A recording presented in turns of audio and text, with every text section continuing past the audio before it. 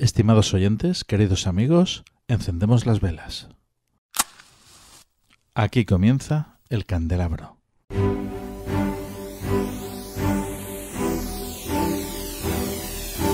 En la oscuridad de la noche, el candelabro nos ilumina y nos cubre de misterio.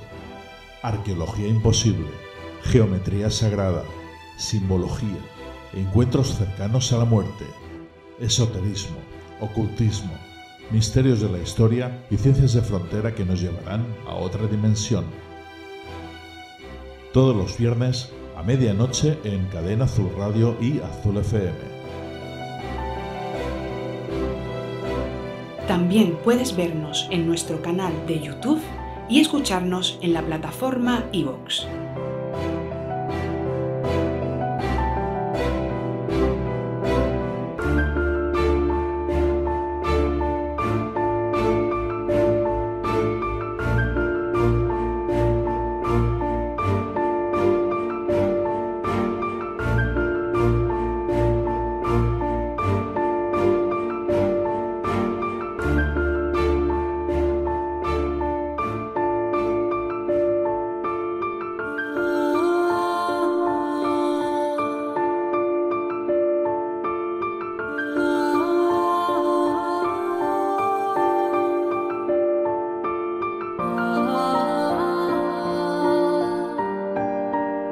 Estimados oyentes, queridos amigos, muy buenas noches. Comenzamos el candelabro. Líderes como Hitler, Churchill, Fidel Castro, Franco, Reagan, Mitterrand, monarcas, emperadores, presidentes del gobierno, militares y otras personalidades destacadas han buscado desde tiempos antiguos la orientación, la guía de augures, de magos, de brujos, de videntes. Es un fenómeno que persiste en la actualidad, incluso con algunos políticos que recurren a estas figuras y desempeñan un papel importantísimo en la toma de decisiones y que incluso afecta a la historia. En el episodio de hoy nos acompaña Javier Ramos.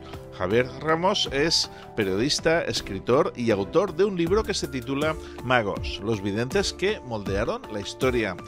Y bueno, esta noche con él vamos a tenerlo aquí y vamos a disfrutarlo y a tratar de desentrañar los misterios que rodean estas prácticas y su influencia en los destinos de la humanidad. También, por supuesto, nos va a acompañar parte del equipo del programa, José Sevilla y Raúl Ferrero. Y por supuesto no nos podemos olvidar de las secciones. Comenzamos con Habitación 237 con nuestro querido compañero y crítico de cine Antonio Rentero. A continuación, la tertulia que esta noche lleva por título, igual que el libro, Magos, los videntes que moldearon la historia, con Javier Ramos. Seguidamente, Lugares de Poder, la sección de nuestro querido compañero Raúl Ferrero.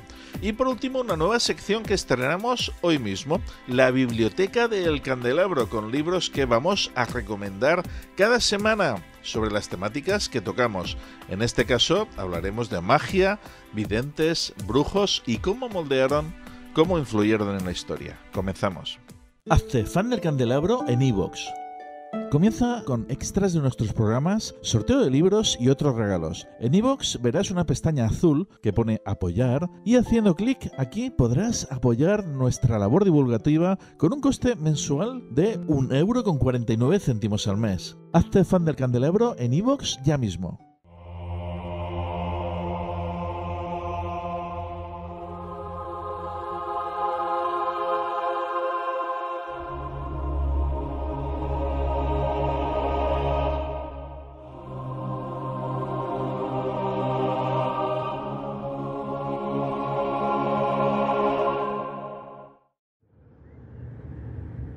Habitación 237.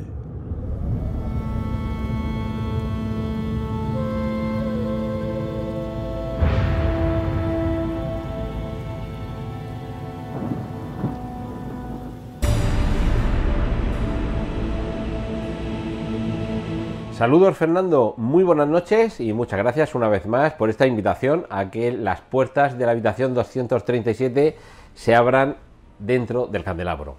El tema de esta semana ha ocupado muchísimas páginas en la historia de la literatura y también unos cuantos minutos en la historia del cine. Me voy a circunscribir a únicamente 3 personajes.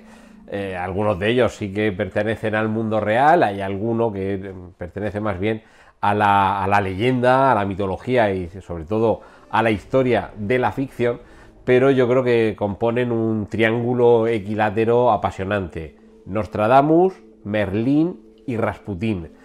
Dejamos en medio al personaje con el que yo creo que no hay un referente, aunque me imagino que probablemente lo habléis esta noche, pero no hay un referente histórico claro que digamos, bueno, es que Merlín era este personaje, igual que el rey Arturo se supone que puede estar inspirado en alguien, pero seguramente quiero decir que no es como el Cid Campeador, que podemos elucubrar en torno a si hizo esto o lo otro, pero parece claro que Rodrigo Díaz de Vivar existió, y quizá en el caso de Merlín no tenemos ese asidero tan claro en la historia real. Pero desde luego Nostradamus existió, Rasputín existió, y ya otra cuestión es que hicieran todo lo que hicieron y que tuvieran todos los poderes que se les atribuyen, pero en fin. Nos quedamos en el mundo del cine y de las series de televisión, porque en algunos de estos personajes lo que ha habido también es la voluntad de ampliar un poquito más su historia y no quedarnos únicamente en un par de horas de una película. Nos podemos ir, para hablar de Nostradamus, a una película con ese título, Nostradamus, del año 1994, protagonizada por Txeki Cario. Narraba parte de la historia de este personaje, el famoso profeta, sus famosas cuartetas, interpretado en esta ocasión por Txeki Cario y acompañado de muy buen reparto: Amanda Plummer, Julia Ormond, Assunta Serna, Rutger Hauer o Murray F. Abraham, que ya sabéis que mató a Mozart, que esto es un guiño a la película El último gran héroe. Nostradamus es alguien que seguramente puede dar todavía mucho más juego y seguro que en algún momento se le dedica alguna serie de televisión, y de este personaje pasaríamos al mago Merlín. Yo creo que todos quedamos fascinados por este personaje en la película de animación del año 1963 de la factoría Disney, Merlín el Encantador, en la que descubríamos a ese adolescente que al extraer la espada de la piedra se convertía en el rey de Inglaterra, que es como se inicia la leyenda del rey Arturo. Con mucho más detalle se narraba la vida de este personaje, del mago Merlín, y de su servicio al rey Uther Pendragon, que era el padre del rey Arturo. En el caso de la miniserie Merlín, estrenada en el año 1998 y todavía muy recomendable, yo recuerdo haberla visto hace unos pocos años, y sigue estando, bueno, sí, es muy entretenida y no sé si le haría falta una revisión, una actualización, pero desde luego es altamente disfrutable. En este caso, el personaje del mago Merlín estaba interpretado por Sam Neill, lo recordamos de películas como Horizonte Final o Parque Jurásico. Y también un reparto de campanillas, miro un poquito la chuleta: Helena Bonham Carter, Miranda Richardson, Sir John Gielgud, Martin Short, que está ahora muy de actualidad con la serie Solo asesinatos en el edificio, Rutger Hauer, James Earl Jones, que es el actor que le pone en la versión original la voz a Darth Vader en la Guerra de las Galaxias, o Isabella Rossellini. Variando además en esta miniserie, al disponer de más horas, se permite llevar al espectador por distintos momentos de la vida de Merlín. Le vemos ya anciano rememorando su vida pasada, su origen, sus amores con Nimue y por supuesto su servicio, como he dicho, a Uther Pendragon, padre del que luego sería el rey Arturo, y al no estar de acuerdo con algunos de los comportamientos de Uther, le pide a cambio de un favor que, por no desvelar mucho, no voy a explicar, le pide a cambio de hacerle ese favor que contraviene sus propias convicciones, que le permita encargarse de la tutela, crianza y educación de su hijo Arturo. Y ahí es donde estará la clave para ese siguiente gran personaje de leyenda, que es el rey Arturo, y lo que ya habíamos visto en la película de animación de Merlín el Encantador: el extraer la espada de la piedra, cumplir la leyenda y convertirse en rey de Inglaterra. Y he dejado para el final el personaje que históricamente nos es más cercano, Rasputín. con tanto una película como una miniserie con el mismo título, Rasputín, la película de 1966 con el gran Christopher Lee encarnando al llamado El Monje Loco. En el propio título original de la película se contenía esta apelación, Rasputín, el Monje Loco, y nos situaba en los finales del siglo XIX, en la Rusia zarista, donde este personaje cautivador, manipulador, para algunos diabólico, mefistofélico y maquiavélico, todos los apelativos que le queramos añadir, se va abriendo paso poco a poco hasta llegar al corazón, al núcleo mismo de la corte zarista. Y esto tendría, además de la película, que es deliciosa, en fin, deliciosa en cuanto a disfrute, evidentemente, lo que nos cuenta tiene momentos sanguinarios, momentos morbosos, pero tendríamos mucho más tiempo para disfrutar de esta historia en la miniserie de HBO del año 1996, con el mismo título, Rasputín, abordando la misma historia, y en este caso protagonizada nada menos que por el gran Alan Rickman, y en un papel secundario teníamos a Ian McKellen, conocido por ser ese otro mago hechicero del universo del Señor de los Anillos. Ian McKellen es el actor que encarnaba al personaje de Gandalf.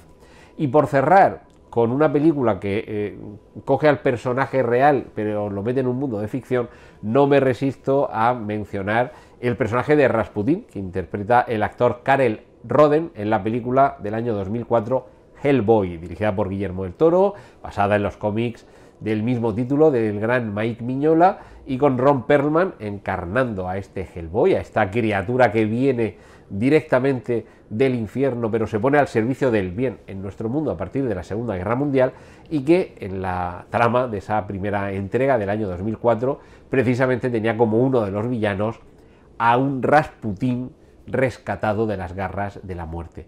Así que, Fernando, como ves, personajes que han dado mucho que hablar, tanto en el mundo real como sobre todo en la ficción, y que espero que sigan dando mucho que hablar y que nos sigan ofreciendo grandes momentos frente a una pantalla como estos a los que me he referido.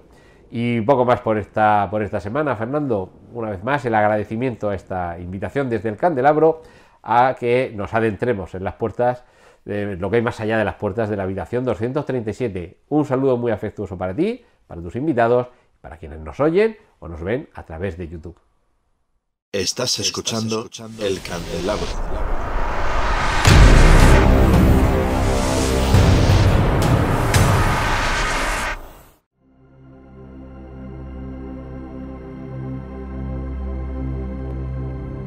A lo largo de los tiempos, líderes como Hitler, Churchill, Fidel Castro, Franco, Reagan o Mitterrand, junto con monarcas, emperadores, presidentes de gobierno, militares y otras figuras destacadas, han contado con la asesoría de augures, videntes, magos y brujos.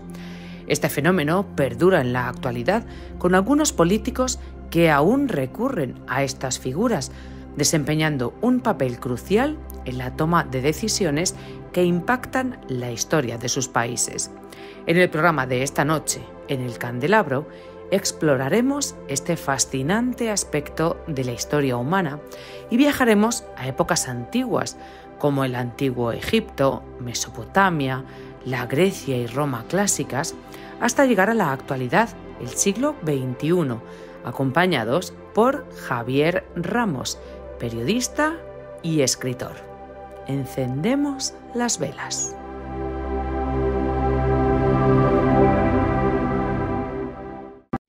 Estimados oyentes, queridos amigos, muy buenas noches y bienvenidos a esta tertulia que todos estamos esperando con un invitado también, grandísimo invitado, excepcional, Javier Ramos. Muy buenas noches. No lo tenemos en imagen por problemas técnicos, pero nos está escuchando y podemos hablar con él. Muy buenas, Javier.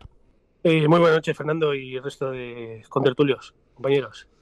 Tenemos también con nosotros a José Sevilla. Buenas, José. Muy buenas noches. Y Raúl Ferrero, que esta noche colabora aquí en la tertulia también. Buenas, Raúl. ¿Qué tal? Buenas noches, Fernando. Buenas noches a todos aquí. Javier, has escrito un libro, la verdad es que pues que tiene muy buena pinta y recomiendo a todo el mundo que este libro hay que leerlo. El libro se titula Magos, los videntes que moldearon la historia, brujos, astrólogos, ocultistas y su influencia en la política. Cuéntanos, ¿de qué va este libro exactamente? Bueno, pues es lo que es un recorrido histórico, pues a lo largo de, bueno, desde que el hombre es hombre, la humanidad existe como tal, pues nada, gente de poder, reyes, reinas, emperadores, presidentes de gobierno, militares, etcétera, que se han sentido atraídos por el influjo que han ejercido personajes como videntes, augures, magos, brujos a lo largo de la historia y que bueno, se han apoyado en ellos, en sus predicciones, en sus augurios para tomar decisiones pues que han influido a miles y millones de personas a lo largo de toda la historia. ¿Qué te ha inspirado a escribir este libro? Bueno, pues en principio, sobre todo, indagar en el pasado recóndito. Bueno, soy un aficionado a la historia antigua y, bueno, siempre me llamó mucho la atención pues este tipo de sociedades como la mesopotámica, la griega, la egipcia o la romana, que sobre todo aplicados en el campo de la batalla, consultaban qué predicción les podía acompañar, ¿no? Si era benigna o era contradictoria, ¿no? Frente al enemigo. Y consultar las predicciones de este tipo de personajes, ¿no? tan peculiares y que siempre se han acercado a las gentes dirigentes de poder. Y desde ese momento, pues, quise recabarlo todo en un libro a lo largo de la historia, pues todos los procesos, desde todas las épocas, desde la época antigua, pues pasando por la Edad Media, la Edad Moderna y la más reciente, la contemporánea. Y bueno, y también decir que a día de hoy, el siglo XXI, pues son todavía muchos mandatarios que siguen recurriendo, ¿no?, a este tipo de personajes para tomar decisiones pues que pues, como comentaba anteriormente, ponen pues la vida en juego de miles y millones de personas, ¿no? Y bueno, pues pensamos qué tipo de personajes, ¿no?, en los que depositamos nuestra confianza para recurrir a una serie de personajes que este tipo de predicciones totalmente infundadas, pero bueno, esta gente sigue creyendo en ellos y apoyándose en ellos, ¿no?, para tomar decisiones de regambles. José. Bueno, vamos a ver, la consulta a los augures proviene todo de una duda que tiene el ser humano sobre todo, que es qué va a pasar mañana. El temor a la muerte, el temor a los acontecimientos. Pero claro, nos plantea también otro problema, quizás filosófico, que es el concepto de si nuestro futuro se encuentra determinado o no, y se encuentra ya escrito y existen personas capaces de ver ese destino, ¿no? Lo cual nos hace plantearnos sobre cuál puede ser el resultado de nuestros actos o si el libre albedrío existe en realidad. Entonces, efectivamente, como bien ha dicho Javier, el tema de los augures, los oráculos, etcétera, que además normalmente han sido vinculados al poder por una sencilla razón, porque en gran medida estaba solamente al alcance de los poderosos el poder acudir a todos estos rituales, estos augures, etcétera, etcétera.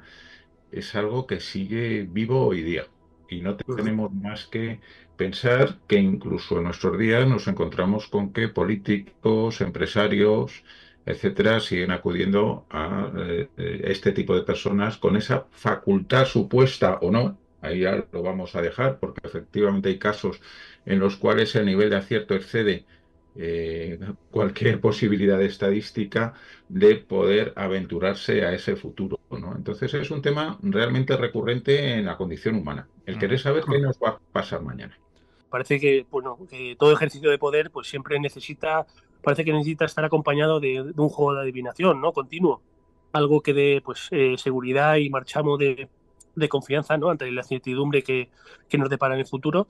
Y así ha sido en el pasado y sigue todavía en el presente. Y es que, pues eso, desde tiempos inmemoriales, quienes han ostentado el poder siempre han buscado apoyarse en lo divino, ¿no?, en el más allá, en ese tipo de predicciones y de designios. Y la relación, pues eso, de políticos y brujos, magos, etcétera, se remonta al mismo origen de la cuna de las sociedades, ¿no?, más primigenias. Y es que eso, las grandes decisiones que mueven el mundo siempre se han justificado desde lo divino y bueno, sigue permanente y latente en tiempos actuales.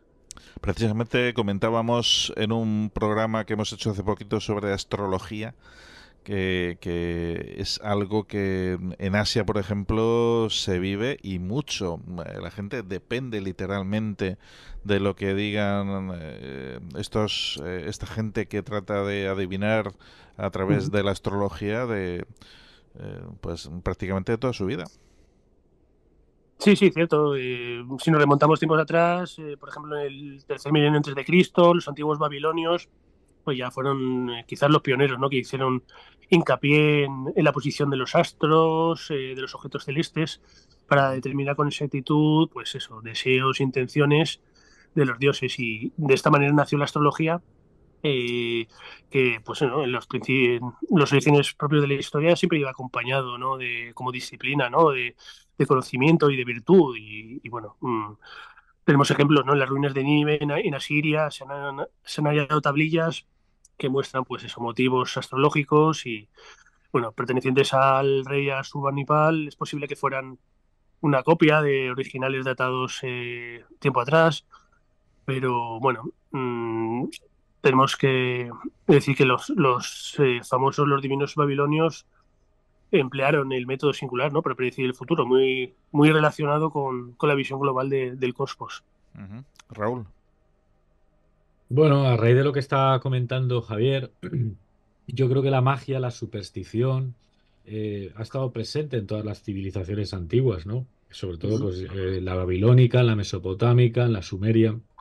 Y sobre todo es que yo considero que lo que se habla básicamente, ¿no? En esas civilizaciones es más de hechicería, es decir, de adivinadoras, de chamanas, de echadoras de cartas, podríamos decir, de una brujería desde el punto de vista más simpático, podríamos decir. Es decir, el concepto de bruja lo vemos a partir del siglo XIII, ¿no? Y en ese sentido, por ejemplo, en la civilización griega, Platón, yo creo que comentas en tu libro, que habla de dos tipos de adivinación, ¿no? Una adivinación un tanto artificial, podríamos decir, que sería más racional, la que se basa en esa observación de la naturaleza, lo que realmente también hacían estas hechiceras y estas brujas, es decir, que se servían de esas plantas fundamentalmente, ¿no? O de ver en qué posición se encontraban los astros o las nubes. Y luego también Platón habla de otra que es la de la presencia divina, es decir, lo etéreo, ¿no? Lo que no podemos, lo intangible de alguna forma, ¿no? Y haces mención, y me llama mucho la atención, a Delfos, ¿no? Como el centro del mundo, ¿no? Y ahí nos encontramos con la pitonisa. La pitonisa como esa primera hechicera, ¿no? Esa primera adivinadora de alguna forma. Pero lo que me llama la atención es que entraba en trance de alguna forma, ¿no? Yo creo que es esa chamana a la que me he referido anteriormente, ¿no? Esa chamana que, según unos efluvios o ese aire que se desprendía del suelo del templo, pues entraba en trance y conectaba de alguna forma y podía adivinar, ¿no? Y luego, evidentemente, Sí. como tú bien dices en el libro, eso no era más que algún tipo de hierba alucinógena como el cáñamo, que luego evidentemente tiene ese paralelismo con la herboristería de las brujas, ¿no? El beleño, la mandrágora, la belladona, etcétera. Vemos ese paralelismo, esas semejanzas, ¿no? Entre estas civilizaciones y lo que posteriormente, a partir del siglo XIII, seguiremos viendo durante la Edad Media con las brujas, ¿no? Entiendo yo que existe, ¿no? Esa conexión continua a lo largo de la historia. Sí, pero yo creo, Javier, que donde sí aparece fundamentalmente la vinculación entre adivino y poder es sobre todo en Roma, con los augures, donde ya aparece institucionalizado y el augur tiene incluso la facultad de suspender asambleas políticas, de decretar determinadas, desde el tema de las batallas, y ya se convierte en un cargo oficial. Sí, correcto. Sí, realmente los romanos Es el primer momento donde se funcionaliza, por así decirlo, esa conexión entre vida política y adivinación, ¿no? Sí, la antigua Roma, como bien señala José, pues era una sociedad muy creyente, muy supersticiosa, ¿no? En este tipo de signos, unos ciudadanos pues muy preocupados, ¿no? Por lo que les reservaba el porvenir, y para ello pues emplearon todo tipo de técnicas para conocer pues de antemano, ¿no? Y de primera magnitud pues cómo iban a ser los designios divinos, si les iban a ser propicios, ¿no? Sobre todo, como comentaba anteriormente, aplicados en el campo de la batalla, si iba a venir, y les iba a venir bien a las legiones en sus conquistas por todo el imperio. Y bueno, como tú bien señalas, recurrieron a augures y auríspices que eran sacerdotes especializados en interpretar la voluntad de los dioses, para que asesoraran, pues eso, a patricios y sobre todo a emperadores, ¿no? Y como te comentaba, son pocos pueblos como los romanos han vivido tan pendientes, ¿no? de estos augurios, de signos, de presagios para decir su vida alrededor y como eje central, ¿no? de su existencia y en para ellos en cualquier momento del día o de la noche podía presentarse una señal de mal augurio, vivían totalmente condicionados, ¿no? Y eran muy fetichistas y adoraban a muchos dioses y, bueno, prueba ahí de superchería. Lo cual no quita que también los políticos romanos, y especialmente sus generales, conocían, como bien dices, el grado de superstición que tenían las tropas, ¿no? Por ejemplo, se cuenta la historia de un general romano que antes de entrar en batalla ordena que se haga un sacrificio y las tripas que revelan el animal sacrificado, el augur dice que aquello tiene muy mala pinta y cuando ve que empieza a correr el pánico, el general empieza a dar voces de alegría diciendo que lo que esas tripas demuestran es la suerte que le esperaba al enemigo, ¿no? Con lo cual enardece a su gente. Es decir, también la manipulación se daba por los líderes en aquella época de una manera bastante amplia, ¿no? Pero sí es verdad que recurrían a todo, desde el vuelo de los pájaros, la hidroscopia, que era la examinación de las vísceras del animal, a que se acaba de degollar, sobre todo el hígado, etcétera, sí. Fijaros, los celtas también lo que hacían era un poco más allá en lugar de destripar pollos, destripaban prisioneros, pero eso ya es un poco más dura. Pasando... Fijaros, bueno, me gustaría puntualizar a que estáis hablando de los augures en Roma. Fijaros que dos de los pilares en los que se sustentaba la civilización romana eran por una parte la política y por otra parte la justicia. Y tanto en la política se ponían en manos de esta gente para ver si entraban o no en batalla, y sin embargo también en el tema de la justicia también recurrían a ellos para iniciar o no algún pleito, ¿no?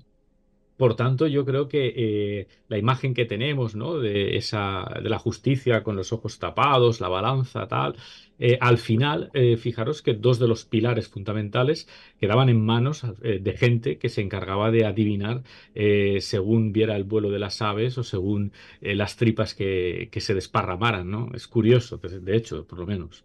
Bueno, Raúl, la imagen de la justicia, y esto recuerdo que me lo comentó el profesor Iturmendi, con los ojos vendados, la balanza y la espada es una imagen relativamente moderna y proviene de una caricatura alemana en torno al siglo XVIII. En lo que se hace ver es que la justicia en ocasiones está ciega y va pegando estacazos a unos y otros sin tener en cuenta en muchos casos el peso de las balanzas. O sea, con lo cual... Sí, la hemos idealizado, pero que originalmente exacto. Es una imagen crítica.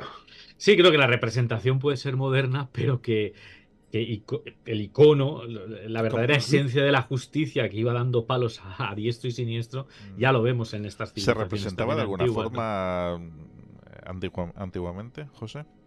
Sí, la justicia, la definición de justicia que tenemos, pues es arte de dar a cada uno lo suyo. Ius boni et aequi, ¿no? Dar a cada uno lo suyo, y también el arte de lo bueno y de lo justo. Pero la representación de la justicia que existía en Roma es una representación que la vemos todos los días. Y la vemos en el emblema de la Guardia Civil, que es el farce. El farce era el emblema que llevaban los lictores, que era el hacha con unas varillas, y era lo que indicaba que el magistrado romano podía ordenar a esta gente, que eran en aquella época sus verdugos, tanto flagelar a alguien con las varillas, como la pena de muerte que venía representada por el hacha. Y concretamente el emblema de la Guardia Civil hace su doble naturaleza militar y vinculada a la justicia. Por un lado lleva el farce y por otro lleva la espada como consecuencia de su naturaleza militar. Así que el emblema romano de la justicia lo tenemos casi todos los días. Bueno, qué derroche de sabiduría, José, de conocimientos, qué derroche. Sí. Bueno, qué virtuoso. Cada programa que hacemos es tremendo, ¿no? Porque, vamos, sacamos datos... A Raúl ya lo conocía, pero no tenía el placer de empaparme, ¿no? Del conocimiento de José, claro. José Sevilla es la profesión, entonces nos toca. Bueno, Javier, pues cuéntanos, damos el salto a la Edad Media, con época, ya empiezas a decir algunos nombres, Merlín, el Rey Arturo, San Anselmo de Canterbury. Bueno, cada uno de estos nombres, a partir de aquí ya no paras, tenemos para hacer un programa entero por cada uno de ellos, ¿no? Monográficos, sí. La verdad es que da para mucho. De la Edad Media, ¿quién te ha llamado más la atención? Bueno, pues me resulta muy curioso, ¿no? La figura de nuestro rey sabio, considerado mecenas de todas las artes, Alfonso X, bueno, también apoyó, a muchos nos sorprenderá, ¿no? Pero aparte de su raíz filantrópica y, bueno, pues mecenas de las artes, como comentaba anteriormente, pues una persona muy, muy aficionada al mundo del ocultismo, financió el desarrollo de la alquimia y de la numerología, ámbitos del ocultismo, ¿no? Que se encontraban pues en plena efervescencia, ¿no? En la Edad Media, una época muy propicia para este tipo de creencias entre la población menos instruida, más analfabeta. Y bueno, en aquella época pues se veían este tipo de disciplinas como saberes avanzados, ¿no? Que proporcionaban pues claves, ¿no? Para adivinar cómo funcionaba el mundo. Y bueno, pues Alfonso X, con la sede central en Toledo, jugó un papel, ¿no? Fundamental en esa España medieval, como puerta abierta, pues no solo a los campos de la astrología o la astronomía, ¿no? Sino también a otro tipo de disciplinas. Y bueno, decir que Alfonso X, pues bueno, tuvo un gran interés por la magia alquímica, como digo anteriormente, también por la cábala judía, y bueno, son numerosas las fuentes que nos hablan de este conocimiento oculto, de este saber oculto que profesaba y que financiaba y apoyaba el monarca, ¿no? de Castilla. Merlín y el Rey Arturo, bueno, ya sabes, circula por aquí una leyenda, y de esto José, bueno, tanto José como Raúl sabrán bastante de ello, de que podría ser Arturo español, ¿no? Arturo español, no sé, esa teoría me sorprende un poco, pero bueno, sí. Una más, ¿no? Que a tener en cuenta. Una más a no tener sé en qué cuenta, grado de veracidad efectivamente. pueda tener o no. Sí, bueno, también lo vinculan a un noble romano, ¿no? Después de la conquista de Britania, ¿no? Por parte de los romanos, que derivará de la conquista romana de Britania, y bueno, la leyenda naciera en torno a ese noble. Sí. Y bueno, ceñiéndonos a la figura de Merlín, bueno, ineludiblemente nos referimos a la figura de los celtas, un pueblo procedente de las regiones alpinas de Europa Central. Bueno, que disponía, pues este pueblo, esta sociedad disponía de una casta sacerdotal muy poderosa, ¿no? Y por todos conocida, ¿no? Que eran los druidas, ¿no? Famosos druidas. Eran personajes, pues, a los que se consideraban, pues, sabios guardianes de la tradición más antigua, conocedores y practicantes de la ciencia sagrada. Eran autoridades espirituales, sacerdotes, médicos. La verdad es que era un derroche de virtudes que tenían este tipo de personajes, y que curaban, ¿no? Por magnetismo y bueno, con la práctica de muchos amuletos, y bueno, de este grupo druídico, el que tiene más relación, el que ha pasado más al acervo popular, es la figura de Merlín, ¿no?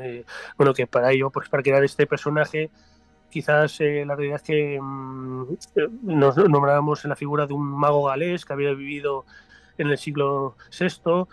Y bueno, hay historiadores que dicen que Merlín era un nombre genérico, ¿no? Con el que se conocían los magos, ¿no? No una persona en concreto, por lo que habría muchos Merlines. Y bueno, también se dice que Merlín no fue un individuo, sino la personalización de un mito en el que coincidían, pues, diferentes arquetipos. Bueno, pero lo cierto es que ha jugado un papel muy notorio en nuestra cultura, y bueno, como asesor sobre todo la figura del rey Arturo, ¿no? Mientras el tiempo que este gobernó el reino de Camelot. Entonces, no hay una documentación que diga, en fin, que Merlín y el rey Arturo existió en tal fecha. No hay nada. Leyendas. Que lo confirme. Hay leyendas y poco. Las leyendas siempre tienen una parte de veracidad, pero bueno, en este caso las hay para todos los gustos, y bueno, hay otros estudios que ponen de manifiesto que que la figura de Merlín pues, se basaba, como te decía, en un tal Midrin Emrys Ambrosius, que era un santo del siglo VI famoso por sus profecías, y quizás tomaron esa persona como referente para crear el arquetipo de Merlín, ¿no? Sí, sí, sí. José. No, bueno, vamos a ver. Merlín y Arturo forman parte, son personajes del ciclo griálico. No existe realmente ningún tipo de nada que acredite su existencia y nos tenemos que remontar pues ya a los primeros libros que son, creo recordar que es en torno del siglo XI o del siglo XIII, por ahí, de sí. toda la época de Chrétien de Troyes y todo este tipo de cosas, donde aparecen las primeras referencias y luego donde ya tienen una trascendencia de la figura moderna que conocemos de estos dos personajes, que es ya con el romanticismo británico a partir del siglo XVIII, cuando ya empiezan a hablarse los personajes, empiezan ya estos autores, ya como Walter Scott, que creen también a Ivanhoe, etcétera, etcétera, que lo que sirven es como un refuerzo de la propia historia la propia tradición británica, como un elemento más para la propia leyenda de la creación de su país, ¿no? Pero no existe como tal. Y en lo que decía Javier, sí hay algunas referencias a un tal, que no recordar, un tal Arturius, que podría ser algún descendiente de romanos una vez ya se ha producido el abandono por parte de Roma y se corresponde a uno de los limes, uno de los condes que podían haberse quedado allí en alguna de las ciudades o alguna de las marcas romanas, ¿no? Pero estaríamos hablando de un personaje en torno al siglo VI, siglo VI, quinto, Sí. sexto, séptimo, los cuales no hay que olvidar que Inglaterra, pues como tal, no existía, ¿no? Teníamos era un territorio que cuando se produce el abandono por parte de Roma, en unas eras absolutamente oscuras durante prácticamente 3 siglos, 3 o 4 siglos. ¿Hay Eso, alguna? eso es, Sí. eso es equiparable también, yo creo que a la leyenda pues, ¿no? de Morgana, ¿no? E incluso a la propia de Robin Hood, ¿no? De quien se dice que, bueno, sí que podría ser que fuera un personaje histórico que estuviera enterrado y tal, ¿no? Pero yo creo que es en relación con lo que dice José Sevilla, pues lo mismo, ¿no? Son leyendas artúricas, pero que no hay nada documentado de ello. Se habla también del Santo Cáliz, del Grial, en fin. Yo, bajo mi punto de vista, no hay nada que documente eso. El personaje de Robin Hood es un personaje que entra dentro del enfrentamiento que se produce posteriormente entre sajones y normandos. Entonces es un héroe sajón contra la opresión normanda que tienen durante varios siglos en Inglaterra, ¿no? Entonces es un personaje popular, un poquito un símbolo de esa lucha, de la misma forma que el propio Guillermo Tell también nace como un personaje mítico de la defensa del pueblo de unos valles contra la opresión, en este caso austríaca, me parece que era, en el caso de Guillermo Tell. Pero en cuanto al libro de Javier, nos plantea una serie de personajes interesantísimos, como es un tema que es muy poco tratado, que es toda la vinculación en nuestro siglo de oro de la corona española, pues con el tema de diferentes, especialmente religiosas, que mandaban cartas y tal, y preveían determinados acontecimientos, que es un tema muy, muy desconocido.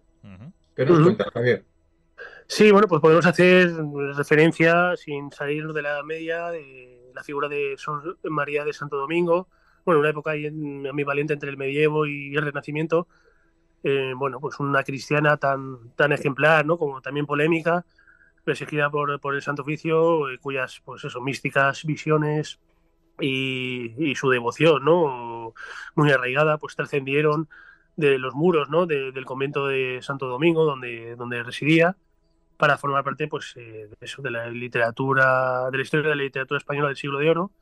Y bueno, pues eso, fue una monja dominica, famosa por sus profecías y una de las figuras más particulares de la primera mitad, ¿no? Del siglo XVI. Y bueno, entre sus consejeros y relaciones con gente de poder, con Fernando II de Aragón, ¿no? Que la citó en la corte para que la asesorara. Y lo que te decía anteriormente, pues se considerada también como hereje, perseguida por el Santo Oficio.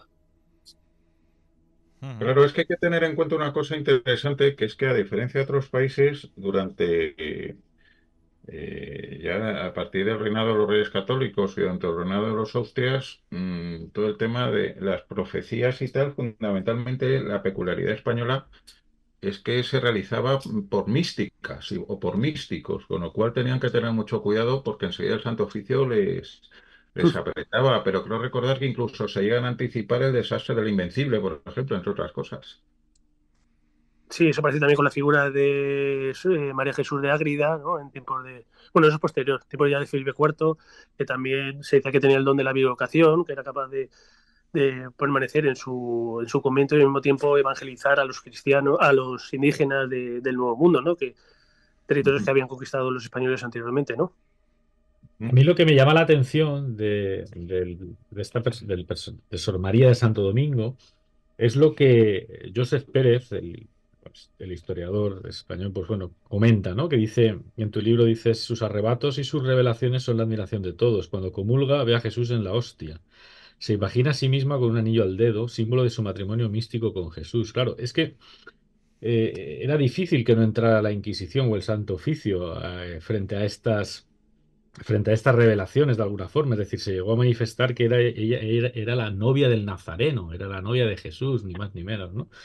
Entonces, claro, ¿hasta qué punto estaba en el límite, profecías o no? Es decir, ¿realmente era profetisa o realmente tenía algún tipo de misticismo espiritual, ¿no? Que le hacía considerarse como la novia, ¿no? De Jesús de Nazaret, ¿no?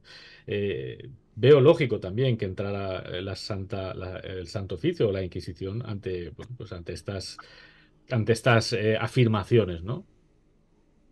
Sí, eso que como tú bien dices, Raúl, ¿no? Que decía que Sor María de Santo Domingo que había sentido al Mesías en su interior y haber encarnado ella misma a Jesucristo, que Claro, manifestaba ser también su pareja. claro. Claro, quiera que no, pues eran manifestaciones en aquella época que salían de la norma de la ortodoxia establecida y, Ujú. claro, ya clamaban la atención Sin embargo, de sin un órgano embargo, tan recto como la Inquisición para declarar, tenía suficientes motivos argumentales para considerarla hereje y perseguirla y recluirla, ¿no? Para lo, que no lo- practicara. lo que pasa, Javier, es que claro, fue absuelta básicamente por un motivo fundamental, y es que como no había posesión demoníaca, que era lo que realmente se Claro. basaba el Santo Oficio para Ujú. poder acusar a una persona de hereje, pues por ese motivo, pues yo creo que fue por el que quedó absuelta, ¿no? Realmente porque no había presencia demoníaca ya Sí, en su resulta cuerpo, curioso ¿no? también que el cardenal Cisneros también tuvo una amistad con ella, la defendiera, ¿no? Ujú. Con gran convicción, ¿no? De ese tipo de misticismo, ¿no? Que arrebatos que sufría, que padecía y, bueno, que ponía en manifiesto una serie de predicciones, pues, mayor o menor fidedignas, bueno, ahí están y finalmente, bueno, como tú bien dices, fue absuelta y nunca la acusó de posesiones demoníacos, ¿no? Ujú. Ni trató de exorcizarla. Ujú. Y luego ha ejercido una notable influencia, ¿no? En Santa Teresa de Jesús, ¿no? También con los Exacto. Ujú. arrebatos Ujú. y quizás, pues, por esa parte debemos tenerla en cuenta, ¿no? Y, Sí, sí. Ujú. Sí, hombre, de esta época también tenemos una que yo creo que es la más famosa, que era Lucrecia de León, que acabó además siendo procesada por el Santo Oficio, pero más bien porque se mete en política. Esta es la que profetiza, como ya os he dicho, el Felipe desastre II, sí. del Invencible. Y luego lo que pasa es que habla de que ha sido un castigo por el haberse desviado el rey, por los pecados del rey y una serie de cosas. Se la dice que estaba vinculada a Antonio Pérez y finalmente es juzgada por la Inquisición, ¿no? Con una serie de irregularidades y tal. Y ahí sí donde sí podemos encontrar un primer acercamiento claro y de influencia del poder en España, porque se daba la paradoja de que independientemente de que éramos el país más católico y más devoto del mundo, pues la superstición también éramos una sociedad tremendamente fecunda para todo este tipo de augures, charlatanes, magos, filtros, etcétera, etcétera. Con lo cual era una dicotomía un poco difícil de digerir, ¿no? Lucrecia llega a decir que incluso que si el reino se retractaba podrían entrar los herejes por el norte de España, etcétera, etcétera, y ya llega un momento en el cual pues tienen que tomar cartas en el asunto porque como había tenido algunos aciertos en sus sueños proféticos, pues convenía quitarla del medio, ¿no? Porque ya se convirtió en un elemento político complicado. Pero sí es cierto que se daba ese acercamiento del poder y esa consulta del poder también por parte de los reyes y de personajes, como bien cita Javier, como es el propio conde duque posteriormente, el conde duque de Olivares. Efectivamente. sí, el valido de Felipe IV, ¿no? Que Ujú. le acusaron de someter al rey a hechizos y magia para convertirlo en un pelé, ¿no? Y ser él realmente quien ejerciera el poder en la corte en aquella España. Sí. Bueno, hay que reconocer que Felipe IV se ocupaba de todo menos de la corte, pero bueno, eso ya es otra cuestión aparte. Cierto, sí. Sí, todo un personaje, ¿no? El conde duque de Olivares que vivió atemorizado, ¿no? Por una sesión, ¿no? El miedo a perder el favor de Felipe IV y, bueno, pues para evitar que sus temores se hicieran realidad, pues eso, consultó con todo tipo de hechiceros y brujos. Y le acusaban de dejarse embaucar por hechiceras y de confiar el gobierno también a gente de esta alcurnia, ¿no? Para someter decisiones importantes a este tipo de personajes y bueno, nos ha legado una vertiente política, quizás no conocemos esa parte más oculta, ¿no? Quien era también un gran fan de la magia y del ocultismo era Felipe II. Sí, Felipe II, de hecho, bueno, un gran amante, una persona muy católica, muy devota, Sí. pero también muy amante del mundo ocultista, de la nigromancia, de la alquimia. De hecho, en el Escorial, ¿no? Como también recojo en uno de mis anteriores trabajos en la España Sagrada, pues bueno, pues después del Vaticano, pues quizás el lugar que ve santo que más acumula reliquias de todo el orden planetario, ¿no? Lo convirtió todo en un almacén de restos óseos de santos, santas, de gente vinculada a la religión católica por la devoción que profesaba y porque se dejó gobernar y bueno, influir también por este tipo de personajes y bueno, sus coqueteos primigenios fueron con John Dee, ¿no? En la corte británica, ¿no? A pesar de una época de renacimiento artístico y despertar humanista, pues habían personas en el poder como Felipe II que creían pues en hechizos, conjuros, profecías. Y bueno, la propia biblioteca del Escorial conserva muchos libros relacionados con la magia, con el esoterismo. Sí. Para los radiantes espectadores que no lo sepan, ¿quién era John Dee? John Dee, pues uno de los consejeros de la corte británica y que sale a la palestra, bueno, en época de Felipe II, cuando contrae matrimonio con su tía, con María Tudor. Y bueno, ya se conoce que desde ese momento en la corte británica pues se hizo trazar un horóscopo, ¿no? por este personaje, que era el astrólogo oficial de la corte, también una persona echada de virtudes, ¿no? Pues un hombre del Renacimiento, dotado de todo tipo de saberes, fue matemático, astrónomo, astrólogo, alquimista, bueno, que pues consejero espiritual, asesor de la reina Isabel I de Inglaterra. Y bueno, que también, aparte de esas disciplinas más ortodoxas, practica otras más heterodoxas, como la adivinación, la alquimia, el hermetismo, etc. El tema de adivinación, además, utilizaba quiero recordar, un espejo de obsidiana. Un espejo, sí, eso parece, ¿no? Que creo que se conserva. Que se lo había regalado Felipe II, precisamente, que decían que había pertenecido a Moctezuma. Sí, que creo que se conserva en el Museo Británico, ¿no? Sí, se conserva. Y luego John Dee siguió su desarrollo por varias cortes, porque aparte de todas estas funciones también era espía, y de hecho creo que ya comentamos una vez que su número de espía era 007, para el que le guste saberlo. También acabó en la corte de Rodolfo en Checoslovaquia, y también se le vincula con una posible estafa en la redacción del manuscrito Voynich. Pero es que también tiene cosas de alquimia y de magia realmente profundas, como es todo el tema de la magia enoquiana, que daría para un programa absolutamente profundo. Tomamos nota porque vamos a hacer, precisamente estábamos pensando, lo tenemos agendado. Y no os olvidéis de John Dee, del escarabajo que hace cuando está en la universidad. Efectivamente. El escarabajo mecánico con 20 años que le cuesta la expulsión. Y que un autómata, Raúl. Un autómata, efectivamente, lo pone a volar mientras está representando una obra de Aristófanes. Y bueno, que aquello, imagínate cómo se quedaría la gente. En relación también a Felipe II, también me llamó mucho la atención que una de las obras que pidió en su lecho de muerte antes de fallecer fue el Jardín de las Delicias del Bosco. Es decir, hasta dónde llegaba la superstición que veía Felipe II en esa obra para tenerla en el lecho de muerte antes de fallecer, ¿no? De hecho, tenía un agente adquiriendo todas las obras del Bosco que había por Europa. Y de hecho, y por eso tenemos en España la mayor colección de obras del Bosco, del cual se decía también que pertenecía a una secta o a un grupo secreto que participaba también de temas de iluminación.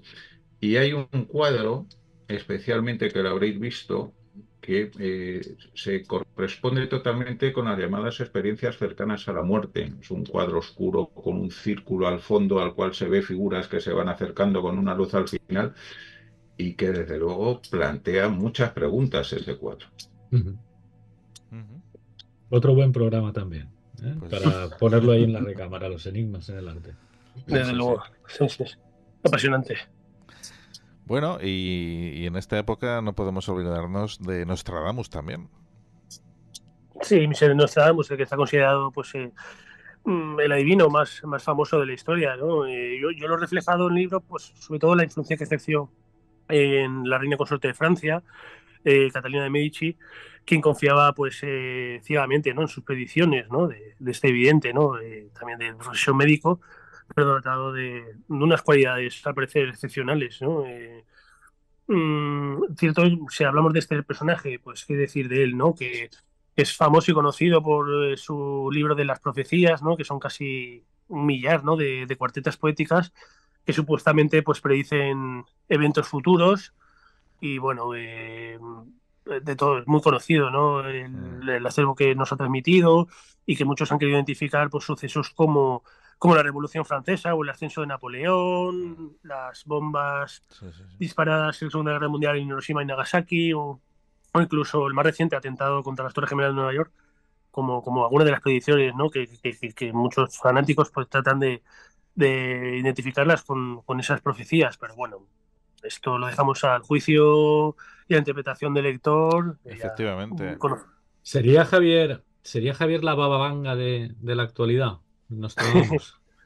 Sí, bueno, ahí va en época ya de pues, época de Guerra Fría, consejera comunista, también una vidente del siglo XX que se ganó notoriedad, pues sobre todo en la zona donde residía, ¿no?, en Europa del Este. Bueno, esta es más reciente, pero también, aunque sus profecías la han hecho muy conocida, también ha errado de manera notable. Claro. De hecho, bueno, pues como reflejó en el libro, ella había predicho el procesamiento del calentamiento global, bien, y presuntamente también el tsunami del Índico, que ocurrió en 2004. También anticipó la llegada de un presidente negro a la Casa Blanca, pero también aseguró que sería el último. Y eso todavía, pues eso lo podemos coger con hilos, porque no desconocemos lo que nos puede deparar el futuro, ¿no? También advirtió de una guerra nuclear que se iba a producir en Europa y que destruiría el continente. Eso en 2015, que ocurriría en 2015. Y ya vemos que no. Y bueno, pues con este tipo de predicciones, pues cada uno la dejamos a juicio de... Sí, son como las predicciones de, bueno, no sé, Nostradamus me imagino que también tendrá predicciones del fin del mundo, ¿no? Que cada año sale alguien que predice ese fin del mundo y que nunca ocurre, ¿no? Incluso sí, que esto depende un poco del análisis y la deducción que cada uno extraiga de... La ventaja que tiene Nostradamus es que es tan absolutamente oscuro que prácticamente cabe cualquier acomodación a cualquiera de sus cuartetas, a cualquier interpretación.